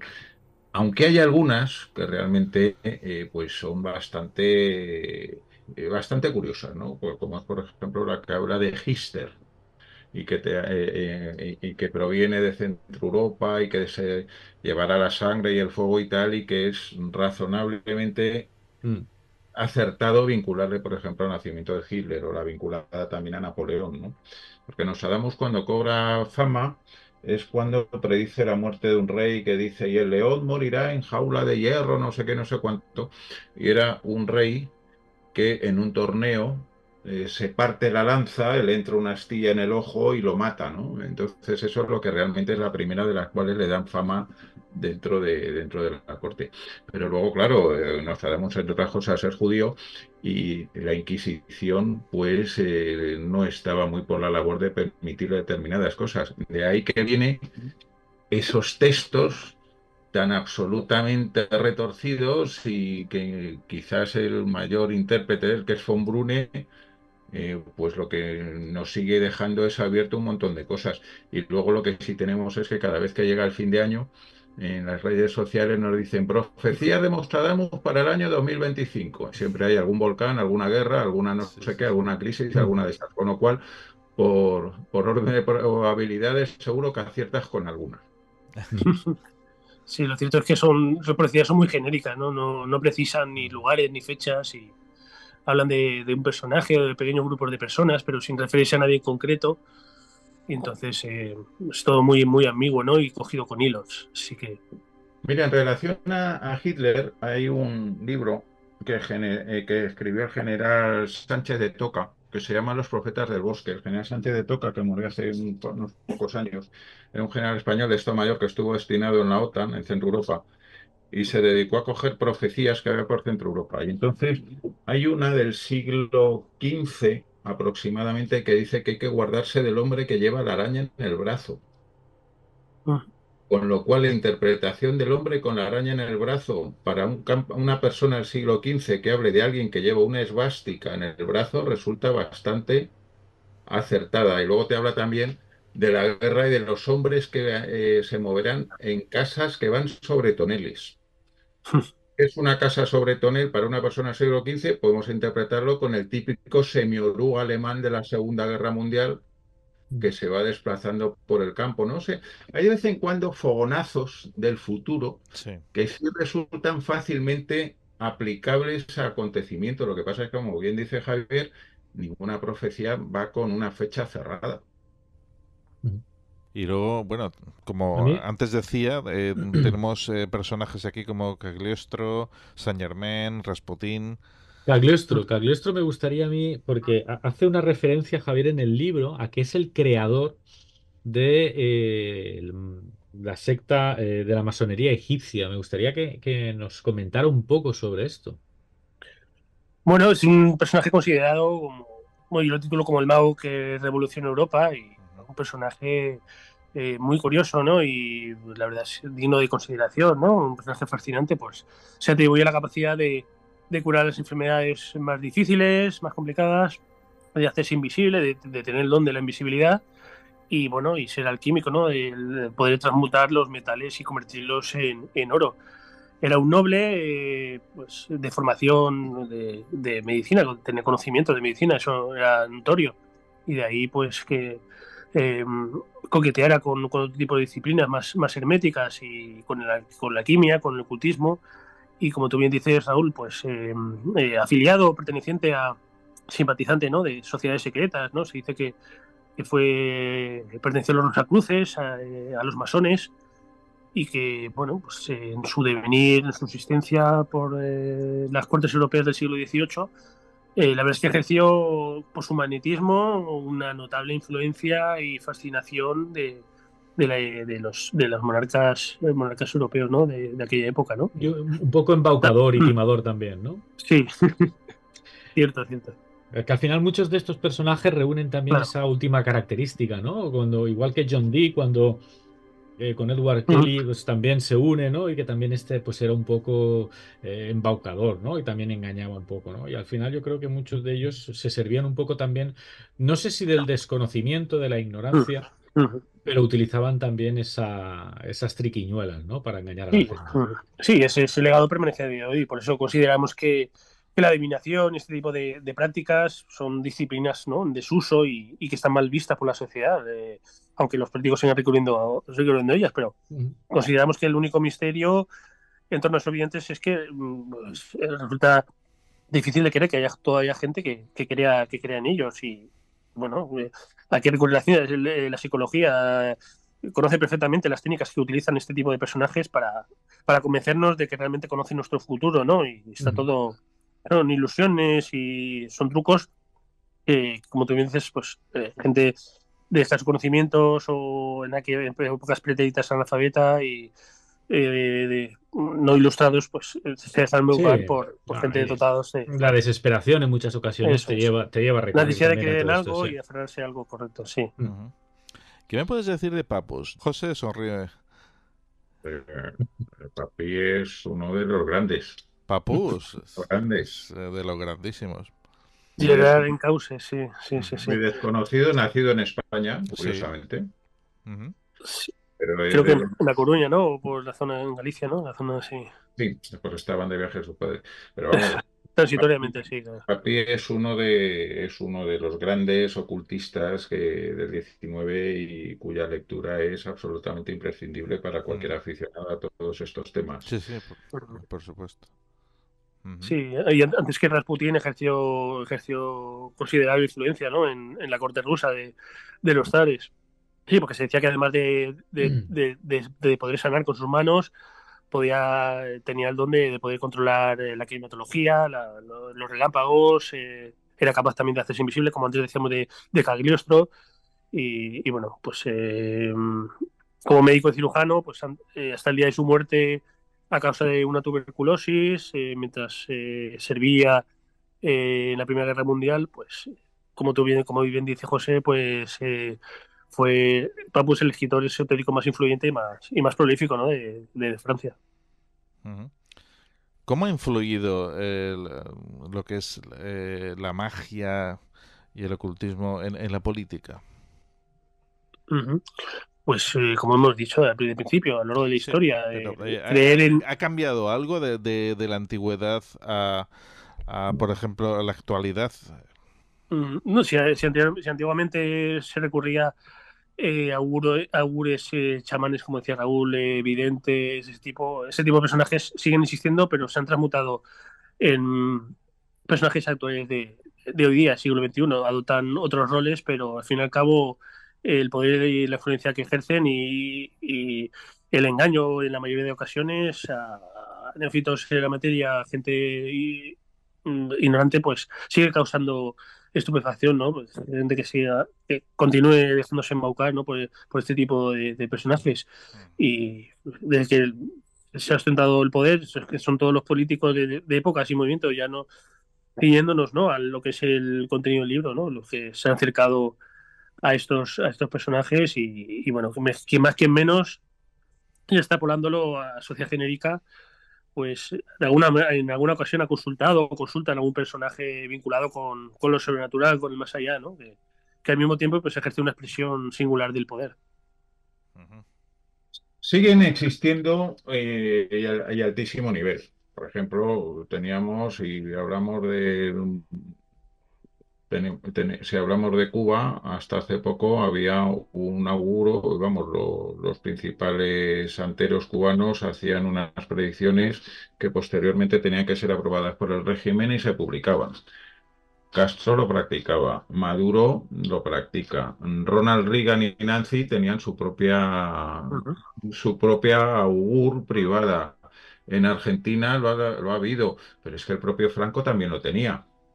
¿Eh? Y la Casa Real Española también ha tenido, especialmente la Reina Sofía, una especial cercanía a todos estos temas, con lo cual siempre ha existido. Es casi inevitable que el poderoso no busque tratar de acudir a cualquier tipo de fuentes, que en muchos casos actúan como consejeros y con una influencia importante, ¿no? Pensar, por ejemplo, todo en el esoterismo del Tercer Reich, la vinculación que había, hasta qué punto el propio Churchill desarrolla una guerra mágica contra Ujú. el Y Tercer para Reich. sí. Ujú. Para ir a ¿Eh? la contienda bélica, sí, una guerra entre cultistas y magos adivinos paralela al campo de batalla, sí, sí, totalmente fuera de E las trincheras. incluso, pues lo que como dice José, es decir, Putin, por ejemplo, también se sirve, ¿no? De ese Ujú. legado de brujas y muchas veces para recurrir desde un punto de vista positivo o negativo para hacer el mal, ¿no? Como el caso Sí, de lo que pasa este es que ahora hombre. se consideran más como asesores espirituales del New Mm. Age y las nuevas corrientes políticas con nuestros mandatarios que vienen ostentando el poder y en diferentes países, ¿no? Con diferentes gobiernos y demás, pero no dejan de tener muchas similitudes con ese tipo de personajes que se han vinculado al poder desde tiempos pretéritos, ¿no? Pensar que haya llegado a haber un régimen basado en la magia, como fue el de Duvalier en Haití, porque Ujú. Duvalier, todo su poder político no era una Tapado. magia, era en el terror de la magia con lo que se sustentaba todo el régimen político haitiano. O sea que estamos hablando de hechos con un grado importante de modernidad, pero que llamémoslo magia, llamémoslo la superstición, llamémoslo como queramos, se crea o no se crea en la existencia de estas fuerzas, pero que siguen teniendo una influencia absoluta en el ser humano. Y lo primero que tenemos que hacer es, si cualquiera de nosotros coge un martillo y le dicen, oye, rompe un espejo, y lo hace sin dudar. Esa es la primera prueba evidente de hasta qué punto lo tenemos interiorizado ahí, marcado en una cadenita del ADN al fondo de todo en nuestro sistema de creencias. Totalmente de acuerdo, José. Y o vemos una escalera y a ver quién pasa por debajo, ¿no? Es más, seguramente la rodeemos, ¿no? De 10, Mm, 9 la rodearán. Y yo creo que esa superstición está presente en el pueblo, estoy seguro de ello. sí, Y siempre. yo no me gustaría dejar pasar a Rasputín. Yo creo que es el personaje más oscuro, podríamos decir, que se plantea, ¿no? Ese asesor espiritual que al final de su vida prácticamente no pudieron acabar con él de ninguna forma, ¿no? ¿Qué nos podrías contar de Rasputín? Porque la imagen, la fotografía que hay en el libro es acojonante, perdón la expresión, pero es brutal, Sí, sí, es buenísima, ¿eh? impone terror, sí, es el terror en estado puro, ¿no? Su semblante, ¿no? Encargado de ese hieratismo en la mirada que nos estremece, ¿no? Sí, sí. Un personaje, bueno, de sobra conocida, ¿no? Por la mayoría de todos los lectores, telespectadores que estén, oyentes que estén escuchando el programa, quien no conoce la figura de Rasputín, ¿no? De ese mago ortodoxo, cura ortodoxo, que ejercía un magnetismo inmenso y bueno, una devoción eh, infinita en la figura de, de, de la corte de Nicolás II y sobre todo de su esposa Alejandra, ¿no? Que bueno, debido a la enfermedad que posee, de hemofilia que poseía el zarevich, Alexei, y los datos que acompañaba la presencia de Rasputín, del joven, que al parecer sanaba y no de sus heridas no manaban sangre, pues eso hizo convencer a la zarina que Rasputín estaba dotado de unos poderes que permitían que el joven pues eh, su salud fuera más benigna.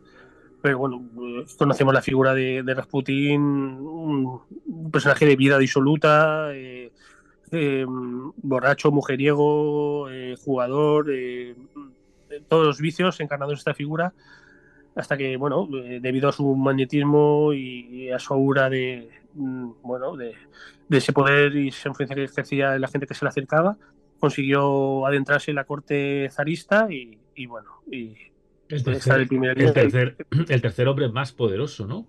Ujú. En la corte. Eso es, eso es. Sí, son los soberanos los que, pues, con ese drama familiar que vivían, pues dejándose creer en la salud benefactora de su hijo, pues, recurrieron a Y la artes di- maquiavélicas de este personaje, que como bien dice Raúl, pues también tuvo una muerte de Sí, guión de película, de novela. Sí, claro, pero lo de la muerte, Javier, ¿está documentado? ¿Es así? ¿Es leyenda viva? ¿Es leyenda o no? ¿O es real? yo las Eh, fuentes que he consultado suelen coincidir más o menos que verídica la manera en la que acabaron con él, pero claro, sorprende cuando menos que la manera trágica en la que falleció, bueno, porque no consiguieron acabar con su vida después de varios intentos. Ujú. Se le disparó al corazón, le golpearon, le arrojaron vivo Lo dentro de enve- un Le saco a las envenenaron aguas con del río cianuro, Neva ¿no? y aún así encontraron su cuerpo tiempo después, pero acabar con él, pues ya te digo, digno del mejor guión de Hollywood.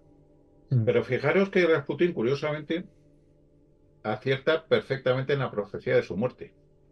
Porque Uh -huh. Rasputín hace una profecía en la cual dice que le van a matar en un breve espacio de tiempo, pero que si le mata al pueblo no pasará nada, pero es que si los que le matan están vinculados a la Casa Real, antes de un año se habrá producido la caída de los zares. Y efectivamente, eh, desde la muerte de Rasputín hasta prácticamente el asesinato de la familia real en Ekaterimburgo no llega a pasar el año, ¿no? Entonces, Mm. es bastante curioso en ese sentido, como esa profecía, que casi era una profecía autocumplida, porque hay que recordar, hay que reconocer que el poder que tenía en la corte estaba haciendo muchísimo daño y había muchos nobles que estaban viendo que era una figura perjudicial absolutamente contra el monarca. Y luego también Rasputín mantenía una postura bastante crítica respecto a la guerra con Alemania, con lo cual también había intereses en encargárselo. Es decir, había y todo una serie de situaciones que animaban a su desaparición rápida, por más que costó, porque como bien dice Raúl, primero lo envenenaron, luego le dieron una paliza, luego lo tirotearon y acabaron tirándolo al río. O sea, que es que un hombre de una fortaleza física como mínimo envidiable, ¿no? Ujú. Pero sí, Y su profecía se cumplió. sí, sí, sí. Tampoco podemos dejar pasar a Madame Blavatsky. Sí, la fundadora de la Sociedad Teosófica, ¿no? Efectivamente. Quizás, sí, una de las mediums pues, que más ha influido, ¿no? en lo que denominamos esoterismo moderno. Y bueno, que, pues, la Sociedad Teosófica quizá fue el grupo ocultista más importante del siglo XIX y bueno, es una sociedad que alude a esta disciplina como sabiduría, conocimiento sobre Dios y que emplea el estudio comparado de la religión desde posiciones de tipo filosófico o científico para alcanzar la fraternidad universal. De hecho, Y, sigue bueno, existiendo, ¿eh? O sea, Dime, perdón. prácticamente que sigue existiendo, digo. Sí. Todas las sociedades secretas que estamos nombrando, tanto masonería, Sí, ya. rosacrucismo, la sociedad teosófica, vamos, no tienes más que googlear y te sale. Correcto, sí. Gracias a dos libros que escribió, La doctrina secreta y Sin Velo, eso como tú bien dices, fuente de muchos ocultistas de hoy día y bueno, obras en las que refleja el valor, ¿no? que han ejercido las religiones paganas, donde minimiza la disciplina del cristianismo, ¿no? como verdad suprema y absoluta, y bueno, potencia creencias como la autoedificación del ser humano o la propia reencarnación, incluso también pregoniza el luciferinismo y bueno, la verdad es que empleó la figura del Lucifer como ente positivo frente al Jehová bíblico, al que identificaba con Caín, y bueno, la sociedad teosófica pues es lo que tú me dices, ¿no? Sigue a día de hoy ejerciendo notable influencia en el mundo del ocultismo.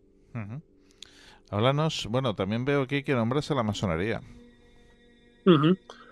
Sí, la masonería, sobre todo me ciño a la época de la fundación del país de los Estados Unidos, ¿no? Cuando se independizaron de las 13 colonias inglesas, se habían establecido en la costa este, y bueno, pues la mayoría de los socios fundadores del nuevo país eran de conocidos masones, sobre todo el primer presidente primigenio que tuvo la nación, ¿no? George Washington, un reconocido masón. Y bueno, aparte de él han sido varios presidentes de Estados Unidos los que han pertenecido a la masonería y bueno, los propios firmantes de la Declaración de Independencia, aparte de George Washington, como Benjamin Franklin, pues también eran reconocidos masones. 56 de los 56 firmantes de la Declaración, de los padres fundadores, 9 también lo eran y se estableció desde ese momento en todos los Estados Unidos, procedente del influjo, de la influencia, lógicamente, que había tenido Inglaterra en esos territorios, con el nacimiento de la masonería allí, en tierras británicas, pues importadas a la nueva nación, y de ahí se expandiría y sigue teniendo, a día de hoy, como te digo, recientes presidentes como Gerald Ford, que han tenido coqueteos o vínculos con la masonería, ¿no? Y bueno, también podemos estar por hablarlo aquí en España con la época de la Segunda República, también reconocidos políticos, ¿no? Bueno, en el mundo de la enseñanza también, en el mundo del periodismo, en política, Alejandro Rose, el presidente de la Segunda República, también en el campo de las letras con Ortega y Gasset, ¿no? En el mundo de la filosofía, del pensamiento, también de conocidos masones Vicente Blasco Ibáñez también. Sí, Ramón Gómez de la Serna también, sí. Aquí en Valencia. Fernando de los Ríos, ¿no? También. Estoy viendo aquí, también nombras a Zapatero. Zapatero, bueno, más que nada es la vinculación, bueno, su abuelo, ¿no? Su abuelo, pero él no era, sí. No, por lo menos no aparece. Sí, un un reconocido masón, pero bueno, de ahí a que Zapatero nunca ha hecho gala ni ostentación ni nunca ha reconocido, ¿no?, que simplemente ha elogiado la figura de su abuelo Su abuelo, sí, y, bueno, efectivamente. Pero de la misma forma, bueno, todos sabemos ya que tanto el padre como el hermano de Franco, por ejemplo, eran masones y Franco no, Franco no lo era. Sí, bueno, de Franco podemos escribir también o hacer un monográfico por los vínculos que tuvo también con el mundo pues Pero, de la hechicería, de la magia, del ocultismo, también a semejanza de su admirado Adolf Hitler, ¿no? También, pues, algo similar, de menor enjundia, pero también Hombre, digno de Javier, ser yo reconocido y de expresarse pues, en libros o en programas de radio, claro.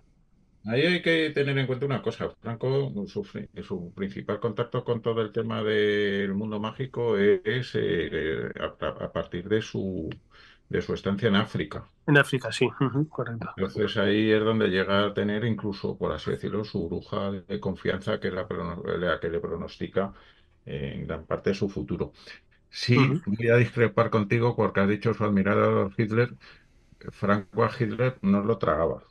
Se Bueno, tragaban quería hacer mutuamente. un símil ahí como Sí, sí, dirigente pero que te quiero decir que no se tragaban. De hecho, el propio Hitler dice, después de la famosa entrevista en de el Unión de Belder, Endaya, ¿no? que ha preferido que le hubieran sacado una muela antes que volver a ser Es decir, la relación entre ellos era de necesidad, pero no de cordialidad. Claro. O sea, era una Porque cosa. no le quiso conceder Gibraltar en el caso de resultar vencedor, ¿no?, de la contienda, y a partir de ahí, bueno, entre eso hay otras No, razones, por supuesto, claro. hay muchas historias y un día podemos hablar de la Operación Félix, que es el plan para ocupar Gibraltar por parte de los alemanes, que también tiene Bueno, también ya fascinante.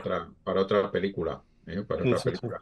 Pero cuéntanos un poquito de todo este tema y de la famosa baraca que tiene Ujú. Franco, que le pronostica su bruja Merceida o Marseida, ¿cómo se Sí, llamaba? Mersida, al parecer, Mersida. sí, como reflejan, sí, fuentes consultadas, de nombre Mersida, sí, bueno, eh, lo que tú dices de la baraca, que baraca es una especie de, bueno, nos referimos a los sufíes, ¿no?, que son místicos del Islam, de la religión islamista, que quieren que algunas personas gozan de este tipo de preconición, ¿no?, que es una especie de bendición que otorga Alá, y quien está dotado de esta baraca pues está libre de muchos prejuicios, ¿no?, y la fortuna le acompaña allá donde vaya.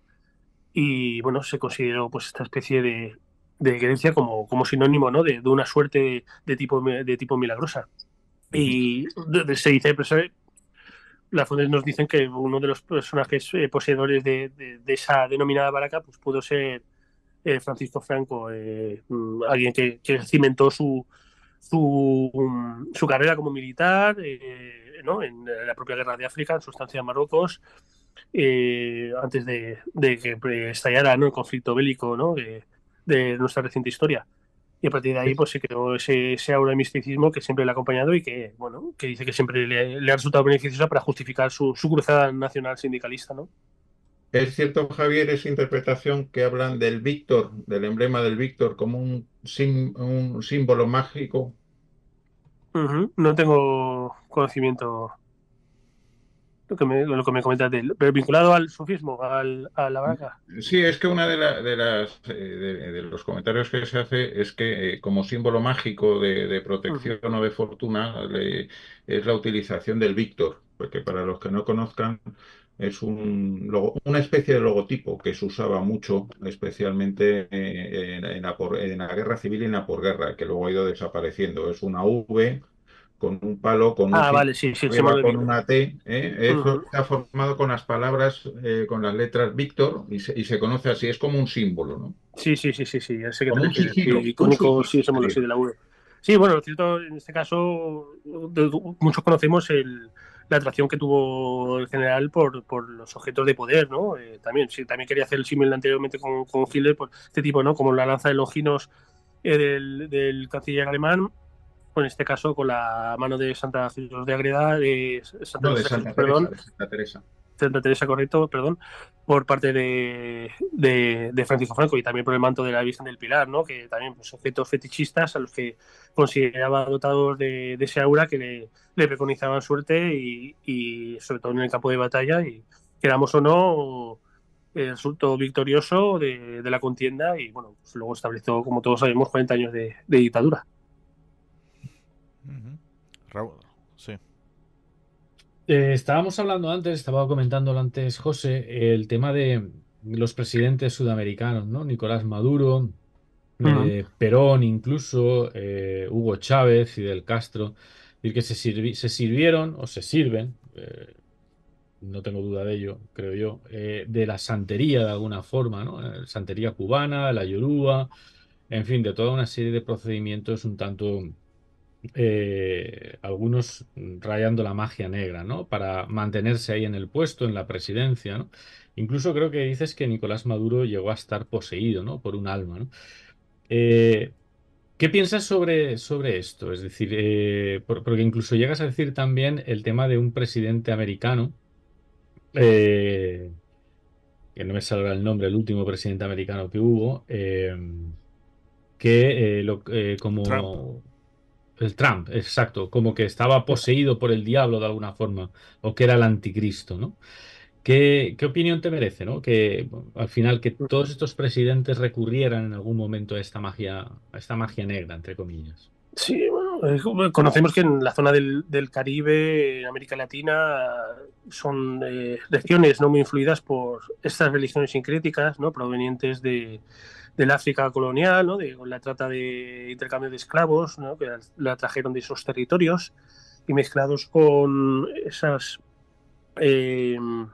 esas religiones, con los propios acervos culturales de las propias gentes de estos lares, que era un sincretismo reflejado en religiones como pues la santería cubana, el palo mayombe, el candomblé, etcétera, muy arraigadas, ¿no? Dentro de este tipo de sociedades, el vudú también como religión más extrema, como antes comentaba José con Papadoc, ¿no? Con Francis Duvalier en Haití, y en esta zona caribeña, como comentabais anteriormente, muy bien, ¿no? De dirigentes como Fidel Castro, ¿no? Pese a ser un revolucionario comunista y muy alejado del fenómeno religioso, pues muy aferrado, ¿no? A este tipo de religiones para aferrarse en el poder y para el suerte le acompañara durante la revolución y bueno, él dejó el legado, ¿no? De dirigentes que más contemporáneos en el tiempo y que han previvido, como Hugo Chávez y luego a continuación pues Nicolás Maduro, ¿no? Y bueno, en Brasil también con Jair Bolsonaro, etcétera, pero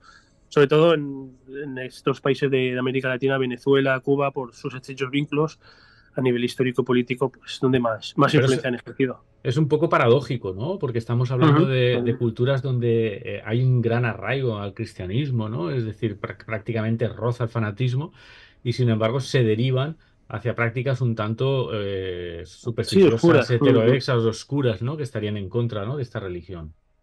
Totalmente, sí, pero son filosofías o maneras, visiones que conviven perfectamente en este tipo de sociedades, ¿no? Donde se perviven diferentes creencias, ¿no? En un totum revolutum, bueno, en ocasiones en acontecimientos luctuosos, pero bueno, al fin y al cabo conviven y sobre todo en la sociedad, en el pueblo llano, están muy arraigadas, pero también comprobamos que los dirigentes que han regido esos territorios también han ejercido notable influencia. También está muy arraigado el ocultismo y la magia en Rusia. Sí, bueno, si anteriormente hablábamos de Rasputín y su influencia en la corte zarista, en tiempos más actuales, bueno, lo comentaba anteriormente, ya no chamán en evidente negro, sino pues asesores espirituales de tipo político, con ese tipo de nuevo imperialismo que preconiza Vladimir Putin. Bueno, también porque se le ha querido vincular una de las cuartetas de Nostradamus con la llegada del tercer anticristo, o encarado la figura de Vladimir Putin, sobre todo después del conflicto que todavía perdura, ¿no? La guerra entre Rusia y Ucrania. Y bueno, pues un personaje de notoria actualidad, ¿no?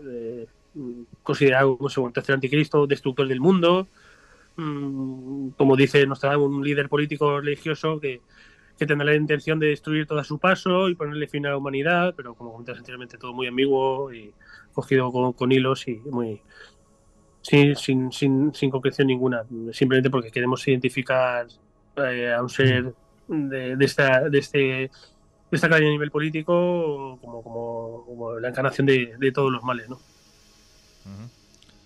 José.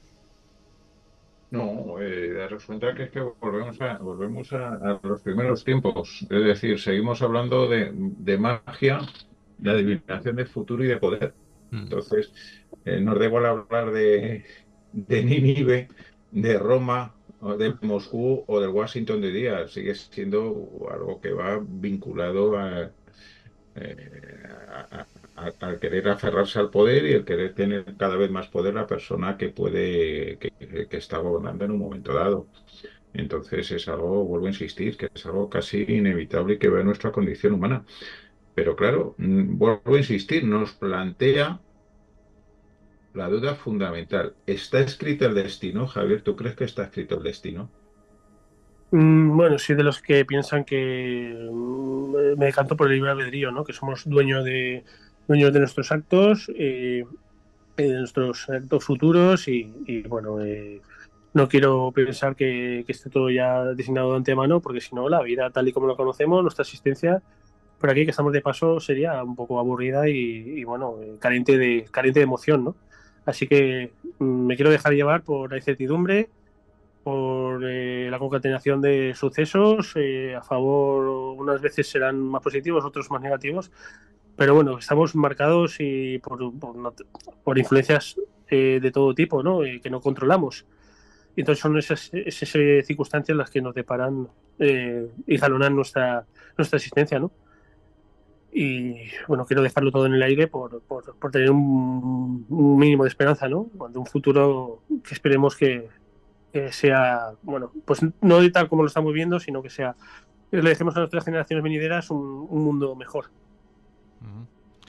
De todos los puntos, Javier, que has tocado en este libro, ¿cuál es el que más te gusta? Como que más pues no podría detenerme. Bueno, hemos hecho un repaso por todo tipo de personajes, como lo he querido reflejar como un acontecimiento, o sea, como una concatenación de personajes, algo de la historia por determinados periodos y épocas, pues son todo fascinantes y dotados de un magnetismo, el mismo que ellos que ejercieron en su momento, pues me han ejercido a mí como investigador a la hora de aunarlos en una humilde obra y bueno, que espero que sea de interés del lector y bueno, es que no sabía detenerme en uno porque son todos fascinantes, pues que hemos comentado, Rasputín, Nostradamus, la gente menos conocido, el papel de los videntes, augures, brujos, astrólogos en la sociedad española, en las cortes de los Austria, de los Borbones, en tiempos más contemporáneos, también son todo. El nacimiento de los Estados Unidos como nación también es fascinante, ¿no? Aquella época vinculada con la masonería, la Segunda Guerra Mundial, ¿no? Lo comentamos anteriormente, la guerra paralela ocultista que se estableció al margen de la contienda bélica en el campo de batalla. Y la antigüedad, sin ir más lejos, ¿no? La antigua Grecia, Roma, Babilonia, Mesopotamia, son todo Egipto, que también le hemos pasado de soslayo, pues todo fascinante y dejémoslo en interpretación del lector y que se acerque a la página del libro para descubrir más a fondo a estos personajes tan llamativos, ¿no? Pues te felicitamos por el libro, la verdad es que ha sido un trabajo arduo y en fin, pues animamos a los radiantes espectadores que nos están escuchando a que lean este libro, sin lugar a dudas. Raúl, ¿alguna última cuestión? Sí, bueno, yo estoy de acuerdo con lo que dice José. Al final, la religión, magia, superstición van unidas de la mano, ¿no? Desde las civilizaciones más antiguas. Fíjate que en Grecia estaba la figura del Geromantrei, que era pues aquellas personas que curaban de alguna forma mediante la palabra, mediante plegarias, llevan a cabo esas sanaciones, ¿no?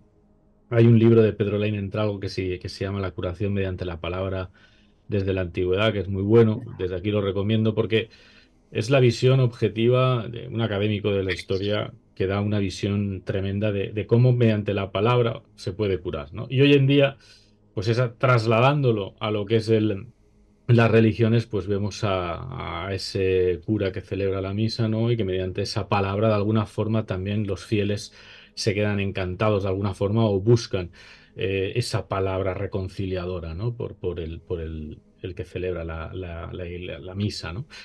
Entonces, yo creo que al final, fíjate, desde entonces, ¿no? Desde la civilización griega hasta hoy en día, o los propios políticos, ¿no? Mediante esa palabra que nos embaucan de alguna forma, pues lo tenemos presente, ¿no? En la actualidad, ¿no? Por tanto, yo creo que es un tema actual, aunque han pasado más de 2000 o 3000 años desde entonces. José. Bueno, aparte de recomendar el libro de Javier, decir que también hay una idea que a mí me gusta mucho, que es que se habla de que la profecía está para no cumplirse. Que la profecía es como una señal de peligro en la carretera, de curva peligrosa, que te avisan que si vas muy rápido te vas a salir y que están hechas para no cumplirse. Y luego recomendar como curiosidad, para mí uno de los profetas que más me gustan, que es Juan de Jerusalén, que lo hemos estado comentando antes, cuyas profecías ponen los pelos de punta. Sí. Sí, Y que son fácilmente interpretables con nuestros tiempos actuales. La verdad que sí. Pues Tomamos nota. hay que tomar nota, sí. Pues lo dicho, Javier, muchísimas gracias por estar aquí con nosotros, disfrutando. La verdad es que pues lo hemos pasado muy bien. Y bueno, recomendamos desde aquí, desde Candelabro, tu libro.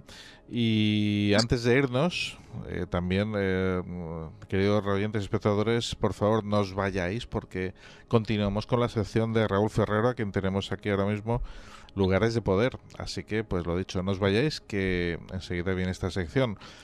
Javier, muchísimas gracias. Nada, a vosotros ha sido un auténtico placer, un privilegio. He aprendido muchísimo a vuestro lado y me lo he pasado genial. Y bueno, nos emplazamos para otra ocasión para poder hablar de otros temas apasionantes que nos fascinan a todos y que todos aprenderemos mucho. Seguro, muchísimas gracias.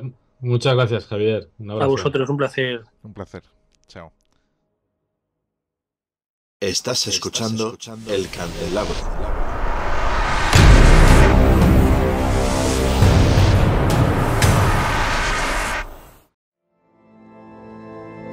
Acompáñanos a un fascinante viaje a través de los rincones más enigmáticos y llenos de misterio de nuestro mundo. A descubrir antiguos templos, monumentos, espacios naturales y sagrados, impregnados de una energía extraordinaria y asociados a lo divino. Lugares de Poder. Un espacio de Raúl Ferrero.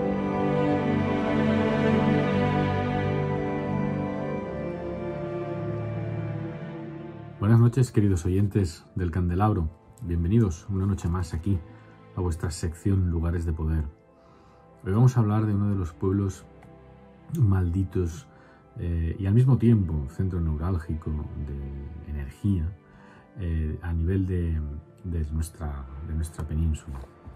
Yo creo que es importante hacer referencia a este pueblo, donde se juntan cantidad de leyendas, de psicofonías, de casas ruidosas, de maldiciones, castillos con fantasmas, brujas, aquelarres, nigromancia, poseídos por el mar, piedras mágicas donde hay poderes sobrenaturales, montañas, etc. Me estoy refiriendo, como no podría ser de otra forma, al pueblo de Trasmoz, ¿no? Yo creo que el pueblo de Trasmoz, su leyenda empieza en el año, prácticamente sobre el 1255, donde Andrés de Tudela, que es el abad del monasterio de Veruela, por un problema con el tema del suministro de la leña y de la madera, cansado, podríamos decir, de la discusión con los diferentes habitantes del pueblo por ese aprovisionamiento de madera del Monte de la Mata, decide excomulgar al pueblo y lanza, como podríamos decir, una maldición, ¿no? desde el siglo XIII prácticamente, y hoy en día es uno de los pueblos que aún continúa vigente esta excomunión por parte de la Iglesia Católica. Aquí podemos decir que empieza ese viaje maldito, ¿no? del pueblo de Trasmoz, un pueblo por cuyas calles prácticamente sin gente, sin vida, pues notas esa sensación especial, ¿no? de que en algún momento allí hubo supersticiones, hubo brujería y fue, podríamos decir, un pueblo de brujas, como ahora os iré contando, ¿no? Pero luego también hay otra fecha que hay que tener en cuenta, es el año 1512. En este caso, es también un manto oscuro, podríamos decir, que cubre lo que es el pueblo de Trasmoz, ¿no? El conflicto en este caso no viene por el tema de la madera, sino que viene más bien por un tema de aguas, de reparto del agua, no únicamente de riego, sino también agua potable para poder abastecer, ¿no?, a la población de Trasmoz. En este caso, el señor de Trasmoz, en el año 1511, Pedro Manuel Ximénez d'Urrea, se enfrenta, con cierto modo, al abad en ese momento del monasterio de Veruela también, ¿no? Ante tales discusiones por el reparto del agua, pues las Cortes de Aragón dan la razón al señor de Trasmoz, ¿no? Es decir, el agua tenía que llegar al pueblo, no como hacían los clérigos, que se la quedaban prácticamente para su propio abastecimiento. Esto, claro, causó cierta rabia en el abad, que hizo caso omiso a las advertencias de las Cortes de Aragón y decidió continuar con su plan. Hasta tal punto que en una madrugada en la sacristía decide tapar con un manto negro un crucifijo y recitar lo que se conoce como el Salmo 108 de la Biblia, que es unas palabras, podríamos decir, por las cuales Dios maldice a sus enemigos, ¿no? Y a partir de ahí, pues mandó de alguna forma esa maldición al pueblo de Trasmoz. A partir de entonces la leyenda ha estado plagada, ¿no?, de brujas, de aquelarres, de nigromancia, en esta aldea pequeñita donde prácticamente pues viven muy poca gente, ¿no? De hecho, incluso ha sido objeto de literatura desde el punto de vista romántico, ¿no?, como es Gustavo Adolfo Bécquer, que, interesado por ese mundo de lo oculto, incluso en el año 1857, bueno, él se muda allí durante un tiempo al monasterio de Veruela para respirar ese aire puro, porque él estaba ya enfermo de la tuberculosis, y bueno, decide reunirse consigo mismo, ¿no?, en el monasterio de Veruela, donde pues lleva a cabo diferentes escritos, ¿no?, desde el punto de vista de lo oculto y lo fantástico, como vemos en esas leyendas tan fantásticas que él tiene, ¿no? Y nos habla, por ejemplo, del relato de la tía Tasca. La tía Tasca, en Cartas desde mi celda, es un relato, una crónica periodística, podríamos decir, y cuenta las andanzas de este misterioso, ¿no?, y peligroso personaje que habitaba en Trasmoz. Os leo directamente, ¿no? Dice: los sábados, después de que la campana de la iglesia dejaba oír el toque de las ánimas, unas sonando panderos y otras añafiles y castañuelas, y todas a caballo sobre escobas, los habitantes de Trasmoz veían pasar una banda de viejas, espesas como las grullas, que iban a celebrar sus endiablados ritos a la sombra de los muros de la ruinosa atalaya que corona la cumbre del monte, ¿no? Es fascinante, la verdad, este relato, ¿no?, que realiza Gustavo Adolfo Bécquer de la leyenda de Trasmoz. Y es que ese personaje, el primer personaje endemoniado también del cual se tiene constancia, es una tal Dorotea, que era sobrina del cura Gil el Limosnero, un modelo de virtud y de caridad cristianas. Fue convencida por el demonio, en forma de una anciana mendicante, que le ofreció pues una gran cantidad de riquezas y de joyas para que sustituyera una botella de agua bendita que ella tenía por una botella de un licor de color verde, ¿no?, en una botija verde. Y a partir de ahí, con este plan maquiavélico del propio diablo, fue como las brujas fueron adueñándose poco a poco de Trasmoz, es decir, endemoniando o embrujando a este personaje, a esta Dorotea. Como os decía, también la tía Casca es Bécquer, ¿no?, como os decía, quien habla de este personaje, de esta bruja también, y que dice, pues con sus perladas greñas sembraba la maldad por doquier y siempre salía de alguna forma indemne. Fue su propia hermana quien la delató, por tanto estamos hablando de un personaje en cierto modo histórico que existió en realidad allí en Trasmoz, ¿no? Y el pueblo la hostigó y la despeñó por un barranco. Y algunos años después, a finales del siglo XIX, cobró gran protagonismo también la tía Galga, que fue emparentada con la tía Casca. Por tanto, como veis, hay una gran cantidad de leyendas, una gran cantidad de presencia brujeril, demoníaca, ¿no?, y de maldiciones que desde el monasterio de Veruela pues el abad lanzaba de alguna forma a esta población de Trasmoz, lo que se conoce como uno de los pueblos, yo creo que únicos en el mundo, que actualmente aún sigue bajo la excomunión católica. Espero que os haya gustado. Yo la verdad es que he estado en Trasmoz y se siente un clima especial, ¿no? Es decir, pasear por sus calles. De hecho hay una fiesta que es la elección, podríamos decir, de la bruja del año, ¿no? Se realiza una serie de bailes, ¿no? Y está la feria de la brujería y de la magia del propio Moncayo, ¿no? Y la verdad es que es un lugar interesante, es un lugar yo creo que necesario para visitar, ¿no? Bueno, espero que, como os digo, os haya gustado y os espero en el próximo programa, en Secciones de Poder, para hablar de otro de los lugares mágicos de nuestra España, quizás seguramente también por la zona de Aragón, ¿no? Trasmoz es especial. Trasmoz está a las faldas del Moncayo, y el Moncayo siempre ha sido una de las montañas más mágicas también a nivel energético, a nivel telúrico, a nivel de avistamientos de ovnis, a nivel de apariciones, etcétera, ¿no? Por lo tanto, yo creo que Trasmoz tenía necesariamente que tener un lugar aquí en nuestra sección. Bueno, espero que paséis una feliz semana y nos vemos próximamente aquí en vuestro programa. Hasta entonces, sed buenos.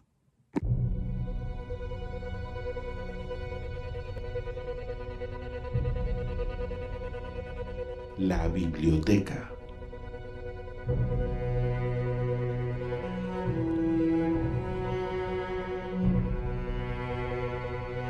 Esta semana en la biblioteca de El Candelabro vamos a recomendar Los Profetas del Bosque, de Ediciones Corona Borealis, y Los Profetas de la Piel del Toro, de Ediciones Acrón, ambos libros del general José María Sánchez de Toca. También vamos a recomendar Las Profecías de Juan de Jerusalén, de Ediciones Tikal. Y por supuesto el libro que esta semana presentamos en El Candelabro, Magos, los videntes que moldearon la historia, brujos, astrólogos, ocultistas y su influencia en la política, de Javier Ramos, editorial Almuzara. Queridos amigos, ha llegado ya el momento de despedirnos. Muchísimas gracias por estar aquí con nosotros esta noche. Ya sabéis que nos volvemos a encontrar el próximo viernes a medianoche, a la madrugada del viernes al sábado, aquí en El Candelabro, en Azul FM Radio, en YouTube y en iVoox. Hasta pronto, chao. Hazte fan del Candelabro en iVoox. Comienza con extras de nuestros programas, sorteo de libros y otros regalos. En iVoox verás una pestaña azul que pone apoyar y haciendo clic aquí podrás apoyar nuestra labor divulgativa con un coste mensual de 1,49 € al mes. Hazte fan del Candelabro en iVoox ya mismo.